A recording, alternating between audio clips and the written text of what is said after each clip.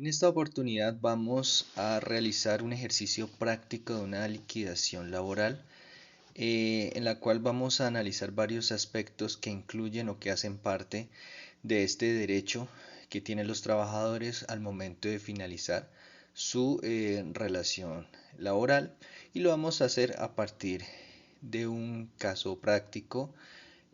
Vamos a evaluar no solamente conceptos exclusivamente propios de la liquidación, sino algunos aspectos del derecho laboral que influyen directamente sobre el valor final que debe recibir el trabajador, o en este caso la trabajadora.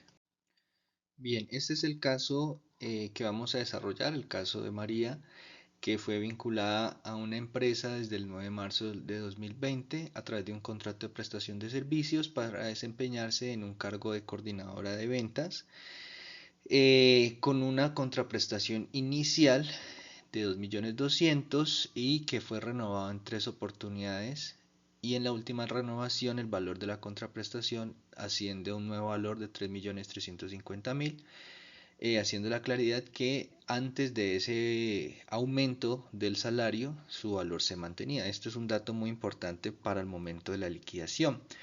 Se desarrollan también las funciones que desarrolla o que lleva a cabo María en este cargo: organizar diferentes estrategias de ventas ajustadas a las políticas de la empresa, la visita regular a las empresas para asegurarse de que esas estrategias de ventas se mantengan en estas sucursales, en estas áreas de la empresa, el reporte constante de los incrementos o digamos de las fluctuaciones en las ventas por parte de las sucursales, y un dato muy importante, un horario que se fija a pesar de que se trata de un contrato de prestación de servicio. Esto es importante, ya lo vamos a ver por qué. Y pues finalmente tenemos la fase de la terminación del contrato, que se da el 9 de enero de 2024, que de acuerdo con la información es una terminación anticipada, porque la fecha inicial estaba nuevamente para el 9 de marzo de 2024, que era la fecha final de la última renovación.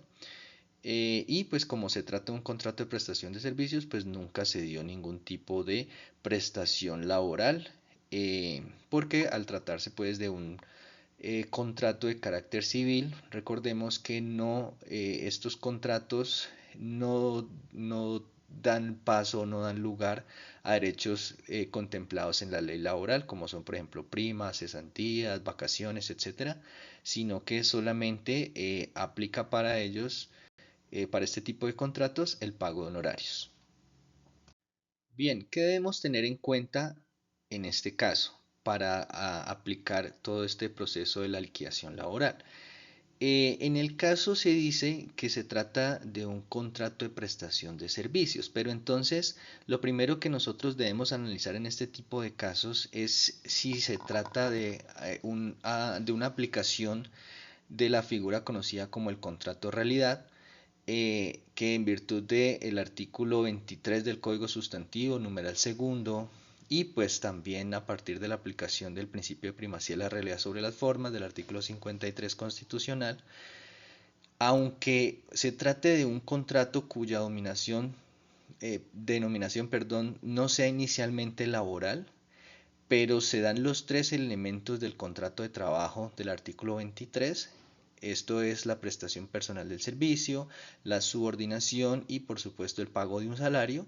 Estamos en presencia de un contrato de trabajo, independientemente de cómo se llame o la denominación que se le quiera dar, y en esa medida le aplican las normas laborales, eh, y por supuesto en materia de liquidación laboral podría entonces, digamos, desarrollarse a partir de los derechos que no fueron cancelados durante toda la vigencia del contrato. ¿Qué aspectos nos indican o nos dan a entender que se trata de, en este caso, de un contrato de realidad? Recordemos que cuando nosotros estamos en presencia de esta figura, deben estar o deben concurrir los tres elementos principales: prestación personal de servicios, subordinación y salario. Pero el elemento más significativo es necesariamente la subordinación, ¿sí? Porque aún en un contrato de prestación de servicios tenemos los dos elementos de prestación personal de servicio y la remuneración o la contraprestación. Pero la subordinación es el elemento esencial que marca la diferencia entre un contrato laboral y cualquier otra forma contractual, ya sea en el área civil, comercial o inclusive pública, ¿sí?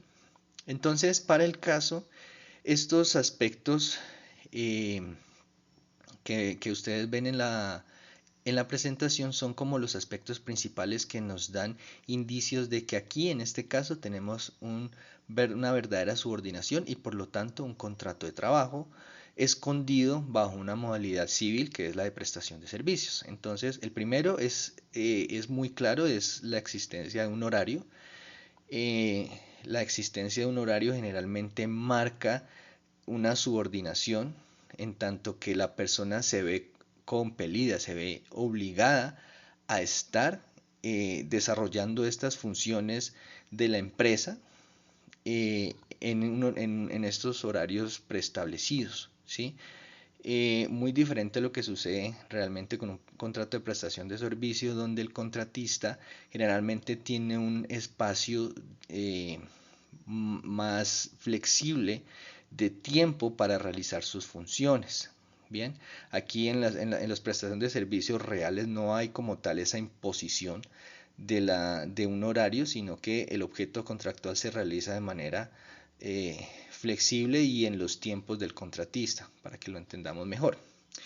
Y el segundo elemento que nos permite entender que hay una subordinación está en el modo en el que se desarrollan las funciones, y es que en este caso María no realiza su actividad de manera, digamos, libre o bajo sus propias condiciones, por decirlo de alguna manera, sino que atiende necesariamente a políticas y a lineamientos que vienen desde una jerarquía superior, es decir, del jefe o de la alta gerencia.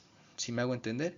Entonces, en la medida en que venga esos lineamientos de un ente superior y que no esté, digamos, eh, potestad o libertad la trabajadora de desarrollar el objeto contractual, eso también es un indicativo de la aplicación o la presencia de una subordinación. Por lo tanto, entonces concluimos que en este caso, efectivamente, estamos en presencia de un contrato de realidad eh, y por lo tanto le aplican las normas del derecho laboral en este caso. Una vez entendido que en este caso se procede un contrato realidad, lo que sigue es responder a la pregunta: ¿qué tipo de contrato laboral le aplica un contrato realidad? Y la respuesta la encontramos en la jurisprudencia de la Corte Suprema de Justicia, Sala Laboral, que nos indica que frente a la existencia de un contrato realidad, el tipo de contrato de trabajo que le aplica de entre toda la tipología que establece el Código Sustantivo del Trabajo es necesariamente el contrato a término indefinido, es decir, aquel contrato que no está sujeto a una fecha de finalización o a la realización de una obra específica o a de la realización de una actividad ocasional o transitoria, que pues hace parte como de los elementos que destacan las otras formas contractuales que contempla el Código Sustantivo del Trabajo. Básicamente, la razón principal es porque esas normas eh, no fueron tenidas en cuenta al momento de construirse el contrato de prestación de servicios, que fue como el ropaje eh, civil que se utilizó al inicio, tal vez con miras de ocultar la relación laboral y en busca de que no se aplicara la ley laboral como tal, lo que en palabras de la Corte Suprema, al no tenerse en cuenta esas normas laborales al momento de construirse este contrato de prestación de servicios, pese a que se ocultaba como tal una relación laboral, hace que el contrato o el tipo de contrato que se aplica cuando se descubre el contrato de realidad es necesariamente el contrato a término indefinido. Bien, antes de proceder con el cálculo de los valores que hacen parte de la liquidación, es importante que tengamos en cuenta previamente una información que es supremamente útil para el efecto de hacer este proceso de liquidar los derechos laborales, en este caso de la trabajadora.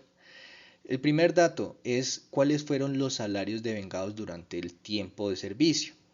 Porque en este caso tenemos claro que no el salario de 3.350.000 solo aplica para la última renovación, pero de ahí hacia atrás se mantuvo un salario de 2.200.000. ¿Por qué esto es importante? Porque las liquidaciones deben hacerse año a año. Bien, porque hay derechos laborales que se liquidan anualmente, por ejemplo, las vacaciones o por ejemplo las cesantías. Esas son prestaciones que no es que se acumulen durante todos los años, sino que se deben liquidar año a año y con el salario eh, que era vigente para ese año en concreto. Bien, tener en cuenta eso. Segundo dato importante, esto es importante para efecto de calcular los recargos. En este caso, pues como había unos recargos por un trabajo que se dio lunes festivo y un domingo, entonces le aplica los recargos por lunes, por festivos y dominicales. Lo que hacemos entonces es tener claro que en este caso le aplica el salario vigente para ese momento, que era el de 3.350.000. Este salario lo pasamos a un salario diario, o sea, cuánto devengaba esta persona por día, ¿sí? Que en este caso es de 111.666 pesos, que esto lo sacamos de dividir el salario mensual, o sea, los 3.350.000 sobre 30 y nos da este valor. Y también necesitamos sacar el salario por hora, que en este caso es de 15.952. Para sacar este salario dividimos lo que es el salario diario entre 7. ¿Por qué, por qué utilizamos 7 horas y no las horas de la jornada legal para 2024, que es de 7.6, debido a la disminución en la que se encuentra actualmente la jornada laboral? Porque en este caso vemos que ya hay una jornada previamente pactada entre las partes, ¿sí? Que es de 8 a 12 y de 2 a 5 y que es una jornada que no excede la jornada máxima legal. Entonces, como es más beneficiosa, no excede la jornada máxima, entonces aplicamos la jornada convencional, que es la que pactaron las partes. ¿Listo? Si se diera un excedente, o sea, perdón, si excediera esa jornada máxima legal, aplicaríamos la máxima legal, o si por ejemplo no se planteara en el caso una jornada clara, simplemente utilizaríamos la jornada máxima legal, pero en este caso hay una previamente pactada que es más beneficiosa y dejamos la de 7 horas. Y aquí tenemos también otro dato importante, es cuál fue el tiempo efectivamente elaborado por la trabajadora. Aquí debemos tener en cuenta que en el 2020 pues no se trabajó todo el año, sino una porción, ¿sí? Que va desde el 9 de marzo de 2020 hasta el 31 de diciembre, que son 291 días. El 2021, el 2022, el 2023 se trabajaron todo el año, ¿sí? Y en el 2024 solamente hubo un trabajo de 9 días, para un total, si hacemos la sumatoria por todos los años, da un total de 3.350 días. Esto es un dato importante para efectos de la liquidación, ya lo vamos a ver. Para efectos de la liquidación laboral vamos a analizar prestación por prestación. Bien, entonces la primera es las cesantías. Aquí vamos a aplicar esta fórmula para determinar el valor de las cesantías. En este caso sería el salario mensual por días trabajados por 360. Acuérdense que la liquidación debe hacerse año a año. Bien, entonces para el 2020 lo que hacemos es multiplicar el salario que estaba vigente en el 2020 por los días trabajados en el 2020, que son 291 días, que fue un dato que ya habíamos sacado anteriormente, y eso lo dividimos por 360. Este 360 es fijo, este es un valor estable, no cambia, sino que es ya predeterminado por la ley, lo mantenemos constante. Ese no tiene ningún cambio porque está predeterminado. El valor entonces de 2020 sería este, 1.778.336 pesos. Para 2021 y 2022, como se trabajó todo el año, aplica 360 sobre 360. ¿Por qué 360? Porque para efectos de liquidaciones laborales, cuando se tratan de años, vamos a manejar un estándar de 360 días y para efectos de meses, un estándar de 30 días. ¿Sí? Y lo mismo para el 2022, 360. ¿Sí? Y en ambos, para el 2021 y 2022, los valores a pagar son 2.200.000 pesos para cada uno. En el 2023 es donde tenemos una situación especial porque el año empieza con un valor, ¿sí? Que va desde el 1 de enero hasta el 8 de marzo, que todavía es un tiempo que hace parte de la vigencia de la renovación anterior, ¿sí? Donde en este periodo todavía la persona devenga 2.200.000 pesos. Ya es a partir del 9 de marzo de 2023 que la persona, el valor salarial de la persona asciende a 3.350.000. Entonces, ese periodo que va desde el 1 de enero de 2023 al 8 de marzo de 2023, que equivale a 68 días de trabajo, se utiliza el salario que estaba vigente para ese momento, contractualmente, que sería el de 2.200.000. Y ya con la última renovación, que empieza el 9 de marzo, hasta el 31 de diciembre de 2023, aplicamos el nuevo salario que es de 3.350.000 pesos por 291 días, que fue el tiempo trabajado desde el 9 de marzo hasta el 31 de diciembre de 2023. Porque acuérdense, no se olviden que aquí lo que tenemos que hacer es liquidar primero año a año. O sea, no hacemos liquidación por el contrato como tal. eh, o sea, no hacemos la liquidación, por ejemplo, desde el 9 de marzo de 2023 al 9 de enero de 2024, no, porque lo que tenemos que hacer es liquidar primero 2023. Entonces, por eso es que lo dividimos así. De enero eh, de enero de 2023 hasta marzo de 2023 con un salario que estaba vigente para esa renovación, que era de 2.200.000, y después liquidamos la vigencia 2000, del 9 de marzo de 2023 al 31 de diciembre de 2023. ¿Listo?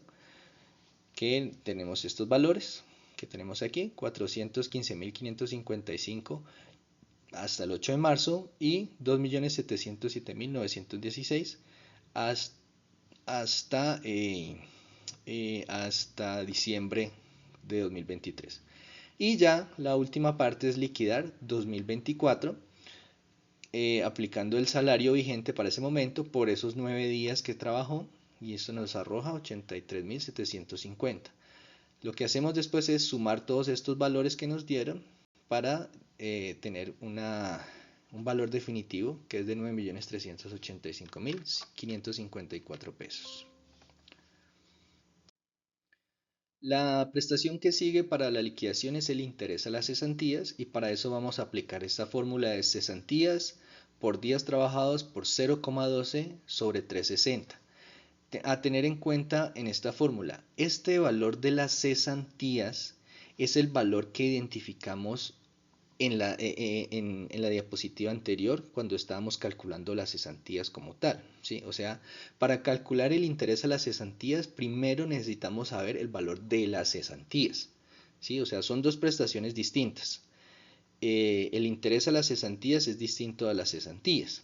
Y para saber cuál es el interés a las cesantías, lo primero que debemos saber es cuánto vale las cesantías por año. Nuevamente, recuerden que estamos hablando de carácter anual, ¿sí? Tenemos que hacer cálculos anuales. Entonces, calculamos el valor de las cesantías, el valor lo multiplicamos por los días trabajados en ese año, eso ya lo tenemos también previamente determinado, por 0,12. Este 0,12, al igual que estos 360 aquí, son factores predeterminados, no cambian, hacen parte de la fórmula y son previamente establecidos. Estos no los cambiamos ni los modificamos, sino que vienen con la fórmula.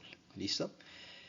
Entonces, 2020 decíamos que el valor de 2020 de las cesantías era de 1.778.333 por 291 días trabajados en 2020 por 0,12 sobre 360 y esto nos da 172.498 pesos. Y aplicamos lo mismo en los siguientes años. 2021, pues la cesantía era de 2.200.000 por los días trabajados que son 360 por 0,12 sobre 360, 264.000 pesos. Lo mismo en el 2022. En el 2023 aplicamos la misma lógica de las cesantías, diciendo que en el 2023 pues lo calculamos con el valor de las cesantías hasta el 8 de marzo, ¿sí? Que era de 415.000 pesos por los 68 días trabajados por 12, ¿sí? Que dan 9.406 pesos. Y 2023-2 hace referencia a ese nuevo valor de las cesantías que se saca por ese incremento que se dio desde el 9 de marzo de 2023, ese incremento salarial, ¿no? Que se dio desde el 9 de marzo de 2023 hasta el 31 de enero de 2023 y que se extiende un poco ya en 2024, ¿sí? Si ustedes se dan cuenta, pues aquí igual estamos aplicando el valor de las cesantías que identificamos anteriormente y lo mismo acá en 2024, ¿sí? Que este es el valor por esos cesantías, por esos 9 días, por los 9 días trabajados por 0,12 sobre 360 y sacamos este valor. El interés en este caso es de 972.824 pesos. La prima de servicio sería la siguiente prestación a calcular. Digamos que esto es más fácil si ustedes ya han sacado las cesantías porque la fórmula es igual, es idéntica.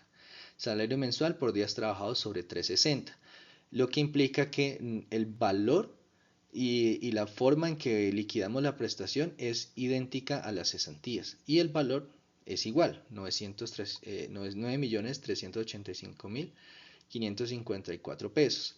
Nuevamente resaltando que en el 2023, no se olviden, en el 2023 iniciamos del 1 de enero al 8 de marzo con un valor que era el de 2.200.000 y a partir del 9 de marzo de 2023 se debe calcular esa siguiente porción hasta el 31 de diciembre de 2023 con el nuevo salario, porque recuerden que en el caso desde el 9 de marzo de 2023 aplica un nuevo salario para la trabajadora. Bien. Posteriormente viene la liquidación de las vacaciones. En este caso, la fórmula es similar a la de las cesantías y a la de la prima de servicios, salario mensual por días trabajados, pero ¿qué valor cambia aquí? En las anteriores prestaciones el valor se dividía entre 360. En este caso el valor se divide entre 720. Esto es como sucede con las otras fórmulas, un valor fijo, se mantiene constante en la fórmula. Eh, pero digamos que el cálculo se hace idéntico a las cesantías y a la prima de servicios. Obviamente el valor cambia porque este número ya no es de 360 sino de 720, pero digamos que el cálculo funciona igual, ¿sí? Dividimos el salario en el 2020, que era 2.200.000, por los días trabajados eran 291 días, y en este caso ya no lo dividimos entre 360, sino entre 720. Y así hacemos con el resto de los años. Nuevamente indicándoles o recordándoles que en el 2003, como hay un cambio de salario en marzo, entonces se tiene que hacer una liquidación hasta antes del 9 de marzo con el valor salarial que estaba en ese momento, que era de 2.200.000, y después se hace un cálculo desde marzo hasta diciembre de 2023 con el nuevo salario, que es de 3.350.000.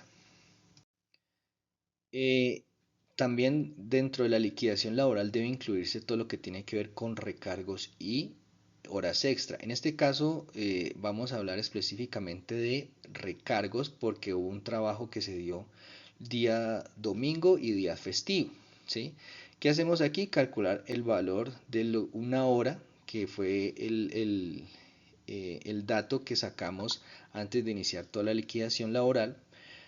De acuerdo con la norma, como se trata de un recargo dominical y festivo, el recargo equivale al 75% del valor de la hora. Es decir, el recargo, aquí lo calculamos después, por hora, en este caso, en el caso de María, lo hacemos de la siguiente manera. Multiplicamos lo que vale una hora para María por el 75% y tenemos que el recargo es de 11.964 pesos, ¿sí? Eso es lo que vale una hora eh, de un recargo dominical y festivo en el caso de María, ¿sí? ¿Qué debemos tener en cuenta aquí? Ahora, si ya sabemos cuál es el valor del recargo, lo que hacemos es multiplicarlo por el número de horas que trabajó María en día festivo y en día dominical. Entonces decimos que trabajó en domingo y en festivo, pero en su jornada habitual de 7 horas. Entonces, como fueron 2 días, cada día de 7 horas, tenemos que el valor total de horas con recargo es de 14 horas y pues sencillamente lo que hacemos es multiplicar este valor del recargo, que son 11.964, eh, 11.964,285 pesos por las 14 horas con el recargo, y tenemos que este valor es lo que se debe pagar por la empresa de 167.499 pesos, 99 es lo que debe pagarse por recargo. Bien, el último elemento que debemos incluir dentro de la liquidación se trata de una indemnización por despido sin justa causa. En este caso, dado que la empresa buscaba aplicar las normas civiles del contrato de prestación de servicios, pero ocultando una relación laboral, o digamos esa era como la finalidad, ocultar esa relación de trabajo y por lo tanto que no se aplicaran las normas laborales, pues simplemente la terminación del contrato se puede entender como un despido sin justa causa. No se aplicaron normas como preavisos, normas como proceso disciplinario para demostrar alguna justa causa, etcétera. Por lo tanto, se aplica el artículo 64 que contempla las fórmulas para calcular una indemnización por despido sin justa causa, ¿sí? De las fórmulas, como se trata de un contrato a término indefinido, debemos aplicar aquella del literal A, que nos indica que por el primer año de trabajo se deben pagar 30 días de salario y por cada año adicional 20 días. Y en el caso de que haya una porción de año trabajado adicional, pues tiene que pagarse de manera proporcional, ¿sí? Entonces, por el primer año, que es del 9 de marzo de 2020 al 9 de marzo de 2021, pues pagamos 30 días de indemnización. Por el segundo año, del 9 de marzo de 2021 al 9 de marzo de 2022, 20 días, porque la norma dice que por cada año adicional elaborados ya no se pagan 30, sino son 20. Después, desde el 9 de marzo de 2022 al 9 de marzo de 2023, se pagan 20 días de indemnización y ya lo que nos queda calcular es la porción, es decir, lo que vale o cuántos días de indemnización se pagan cuando esta persona trabajó desde el 9 de marzo de 2023 al 9 de enero de 2024. Si nos damos cuenta, esta porción equivale a 10 meses, que pasados a días, o sea, multiplicamos 10 meses por 30 días, nos da un total de 300 días laborados. Este dato es útil porque para entender cuántos días de indemnización se deben pagar, debemos aplicar una regla de 3. La primera regla de la regla de 3 nos dice que por cada año adicional al primero trabajado, se deben pagar 20 días de indemnización. Esa es la regla. El año pasado a días equivale a 360 días. Entonces, la primera regla sería, por cada 360 días trabajados se deben pagar 20 días. La segunda regla, que hace parte de la regla 3, entonces sería, por 300 días laborados, ¿cuántos días de indemnización deben pagarse? Y entonces, haciendo la regla de 3, llegamos a este punto donde multiplicamos 300 días por 20 dividido entre 360 y eso nos da 16,66. Ya lo que nos queda aquí es a calcular el pago de la indemnización. Sumamos los días de indemnización, que son 30 por el primer año, 20 por el segundo, 20 por el tercero y 16,66 por esa porción de año trabajado, que nos da un total de 86,66 días de indemnización a pagar. Estos días lo multiplicamos por el valor del salario diario. Recuerden, este es el valor del salario diario porque las indemnizaciones sin justa causa utilizan el último año de vengado para calcularse. Entonces, aquí no hacemos un cálculo año a año, no, sino que en la indemnización siempre se va a utilizar el último año, el último salario de vengado, que pasado a día equivale a 111.666,66 pesos. Y si multiplicamos entonces los días de indemnización por este valor, tenemos una indemnización total de 9.677.032.75.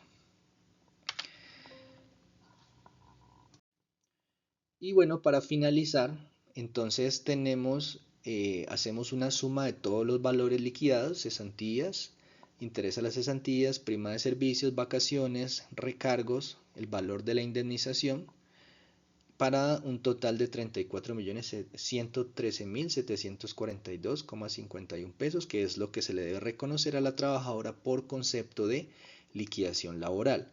Aquí hay que tener en cuenta, mucho ojo, hay unos conceptos en el momento de realizar la liquidación que pueden variar caso a caso, ¿sí? La idea es que en la liquidación laboral vayan incluidos todos aquellos derechos laborales a los que tiene el trabajador o la trabajadora y que no han sido reconocidos durante toda su relación de trabajo. Por ejemplo, si hay salarios que no han sido pagados, por ejemplo, si hay horas extras que no han sido pagados, pues eso también iría como parte de esta liquidación.